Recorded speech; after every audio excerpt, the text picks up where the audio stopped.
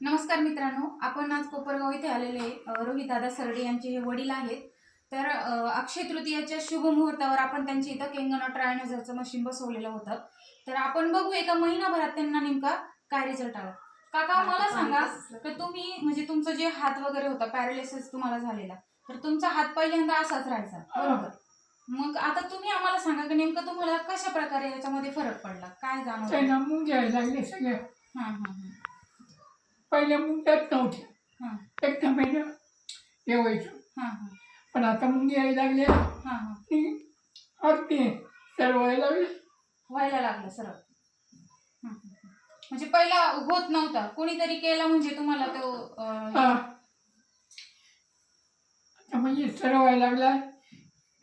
असे ताट होतात ताट। हा हा हा बोटाचे कडक म्हणजे पहिले कडक कडक होते, वाकवत नव्हते, आता वाकवता हा, येते। हा, हा. असे मोकळे केले तर मोकळे पण होतात, करा ना असे मोकळे दाखवा ना। हे 2-3 दिवसात हो हो हो हो म्हणजे इतका फास्ट रिझल्ट, म्हणजे एका महिनाभरात त्यांना एवढा जबरदस्त रिझल्ट आलेला आहे। अक्षरशः बाबांना रडू आवरत नाही, ते भावनिक झालेले आहेत। तर तुम्ही बघताय का त्यांचा रिझल्ट एवढा आपण घेतलेला आहे। तर काका मला सांगा, हे मशीन प्रत्येकाकडे असलं पाहिजे का?